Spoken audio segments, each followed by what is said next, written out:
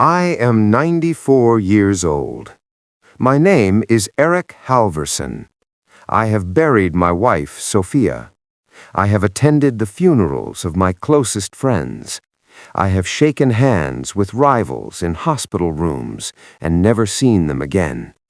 And somewhere in my 70s, I buried the insecure young man who used to live inside my head, the one who worried about approval and applause. At this age, illusions fall away. You stop seeing life through ambition and start seeing it through truth.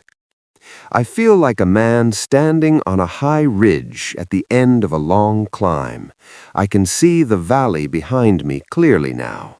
And before I disappear over the far side, I want to call back to those of you still running uphill without looking around.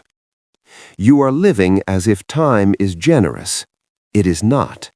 You spend your days like small bills, casually, unconsciously, believing your wallet refills at midnight. But your account is silent and finite. One day the balance hits zero, and there are no appeals.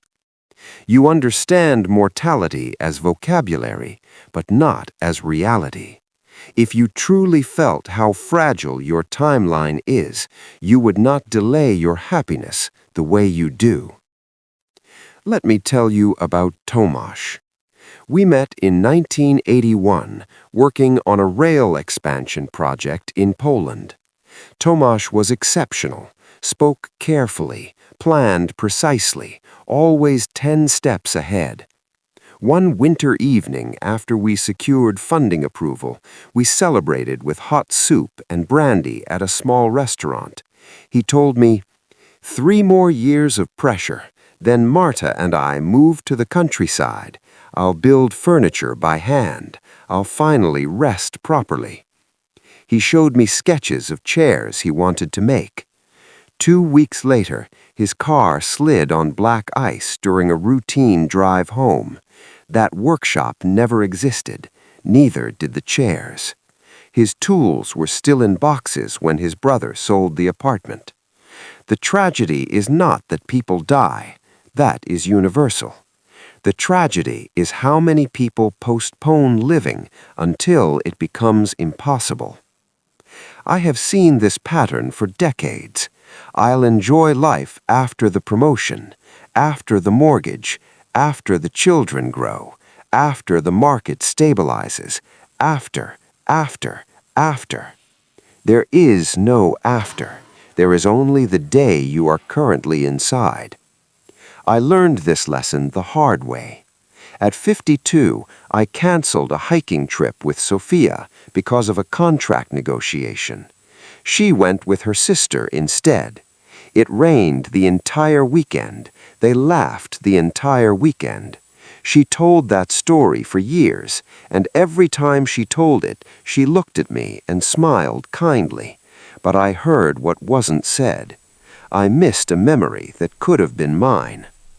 Work will always ask for more than you should give it.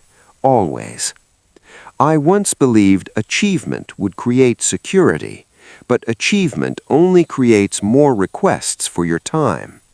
I owned properties, vehicles, storage units filled with equipment I thought defined my success.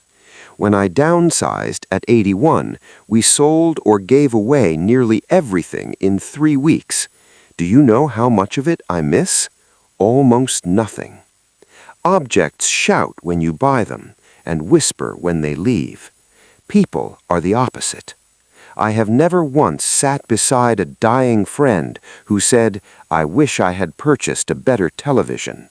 But I have heard many say, "I wish I had visited more. I wish I had forgiven sooner. I wish I had not stayed angry so long." Let me tell you about applause. In 1990, I received a National Engineering Medal. Standing ovation, cameras, interviews. I felt 10 feet tall. That night, I returned to my hotel room alone and ordered soup from room service. No one to celebrate with, because I had trained myself to prioritize recognition over relationships. Noise is loud. Meaning is quiet. Your profession is not your identity. It is your rental agreement with survival. Necessary, but not sacred. If you vanish tomorrow, your role will be reassigned, your email forwarded, your chair occupied. But your absence at the dinner table, that cannot be reassigned. So what endures? Contribution. The student you encouraged, the friend you answered at midnight, the afternoon you gave without checking your watch, the apology you offered before pride could stop you. At 94, memories are my true estate. Here is the practical guidance I give every young person who asks. First, shrink your ego. Embarrassment is not fatal. Regret is. Most risk is avoided not because it is dangerous, but because it is visible. No one studies your failures as closely as you imagine. Second, treat moments as possibly final. When you leave someone, pause a second longer. When you laugh, be fully there. One day, without warning, something ordinary will happen for the last time.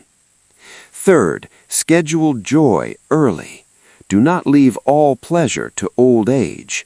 Your knees, eyes, and energy are temporary resources. Use them while they cooperate. Fourth, repair relationships faster. Pride wastes more years than mistakes. I lost a brother to silence for 11 years over a business dispute. We reconciled, but we never recovered the time. Fifth, reduce digital anesthesia. Endless scrolling is modern sedation. It makes hours disappear without living inside them. Go where your senses are engaged, outside, with people, in motion. Sixth, say important words sooner. Do not rehearse love until it is too late to deliver it.